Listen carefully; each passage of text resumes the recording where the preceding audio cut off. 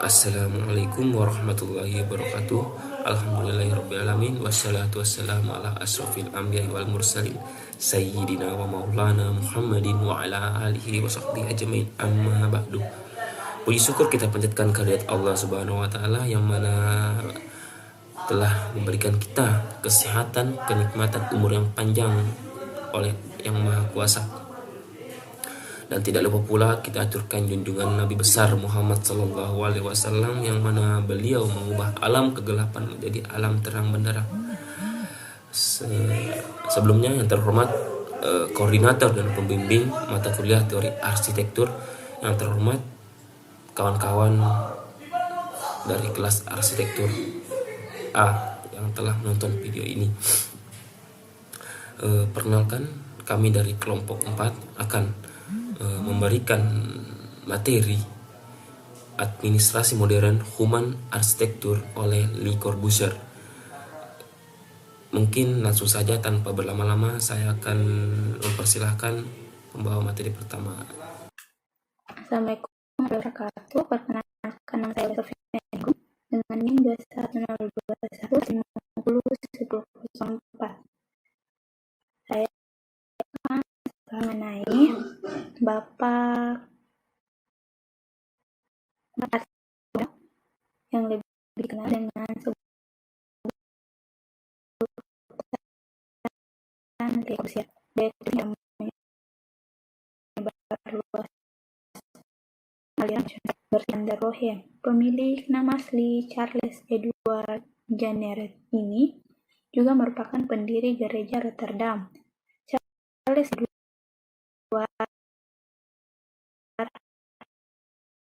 atau yang dikenal dengan nama panggung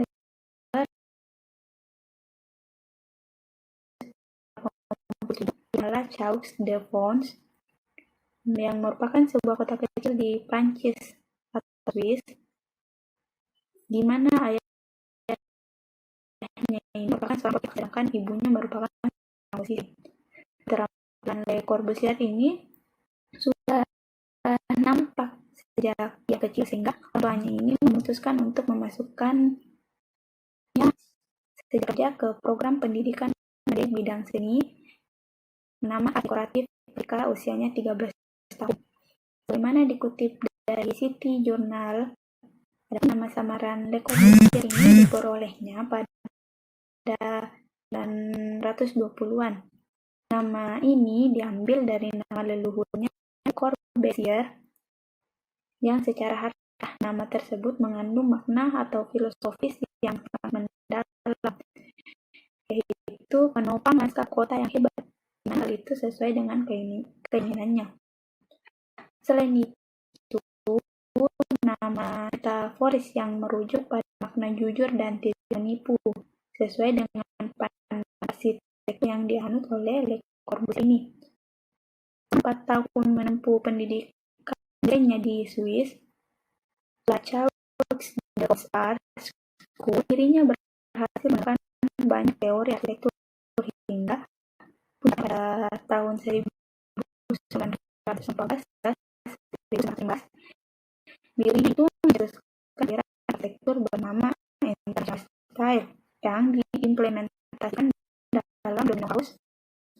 Corbusier ini juga berperan penting dalam perancangan para penduduk di Amerika, India, Asia.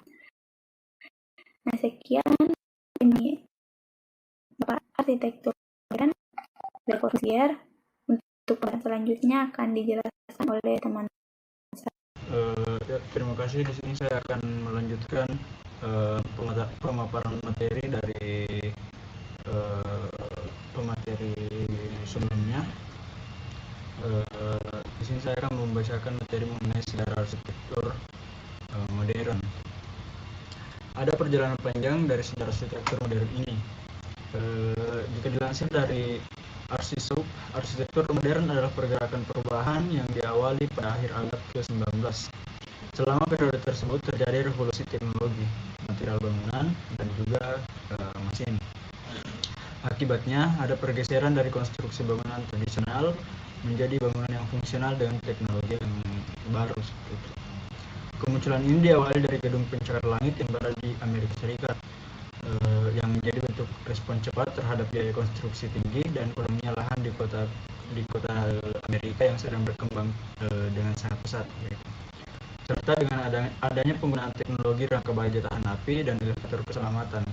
Pertama kali adalah gedung asuransi yang dibangun di Chicago dengan rangka baja besi karya William Le Baron Gini tahun 1883.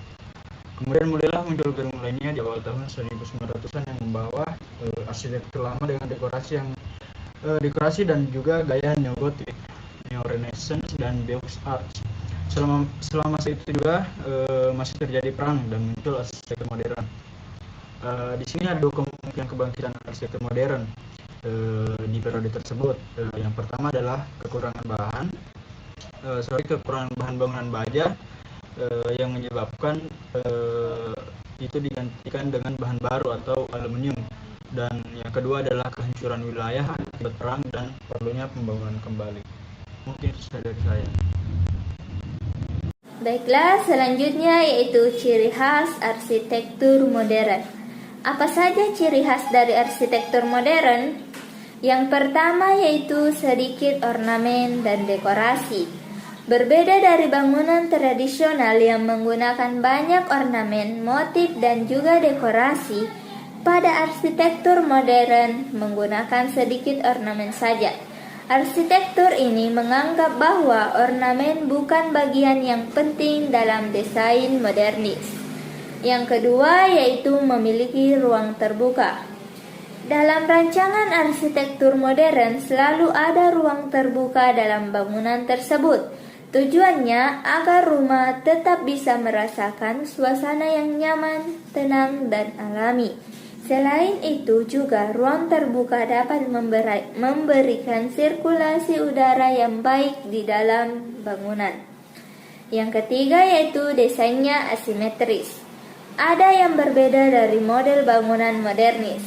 Tidak memiliki model atau bentuk tertentu, justru bangunan ini memiliki bentuk asimetris yang menjadi ciri khas dari arsitektur modern.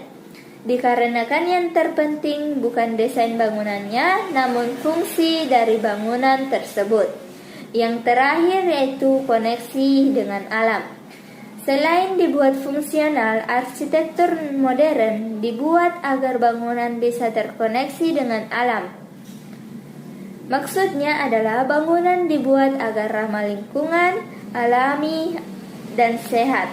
Salah satu penerapannya adalah taman yang ada di dalam rumah. Selanjutnya yaitu prinsip arsitektur modern. Prinsip utama arsitektur modern adalah fungsional. Artinya, bangunan dibuat dengan memaksimalkan fungsi dari keseluruhan areanya. Prinsip ini dibuat melalui perencanaan fungsi dari masing-masing area yang akan dibuat. Setelah itu, barulah bentuk bangunan mengikuti fungsi yang sudah direncanakan tersebut. Teori ini dikemukakan pertama kali oleh arsitektur Amerika yang bernama Louis Sullivan. Pada malam hari ini, saya akan mempresentasikan yang pertama, desain rumah arsitektur modern. Arsitektur modern tidak selalu memiliki tampilan futuristik yang bergaya teknologi dan material termutakhir. Jika melihat dari asal-usulnya, memang modernis merupakan pengembangan dari arsitektur tradisional yang natural dengan material alam. Desain tersebut memberikan warna yang natural dengan bentuk sederhana. Begitu alami dan tak lekang oleh waktu. Anda tetap bisa menggabungkan tradisional dan modern di era saat ini. Selanjutnya, arsitektur modern adalah suatu bangunan dengan gaya karakteristik serupa yang mengutamakan kesederhanaan, bentuk, dan menghapus segala macam ornamen. Menurut Rainer Bahan, pada bukunya yang berjudul Age of the Master, A Personal View of Modern Architecture, tahun 1978, Perkembangan arsitektur modern menekankan pada kesederhanaan. Suatu desain dengan menganut form follows function, bentuk mengikuti fungsi. Arsitektur modern timbul karena adanya kemajuan dalam bidang teknologi yang membuat manusia cenderung untuk sesuatu yang ekonomis. Arsitektur modern pertama kali muncul pada tahun 1900. Pada tahun 1940, gaya ini telah diperkuat dan dikenal dengan gaya internasional dan menjadi bangunan yang dominan dalam abad ke-20. Oke, sekian presentasi dari saya, Nusun Patanduk dari kelompok 4. Kurang dan lebihnya, saya mohon maaf. Assalamualaikum warahmatullahi wabarakatuh dan selamat malam.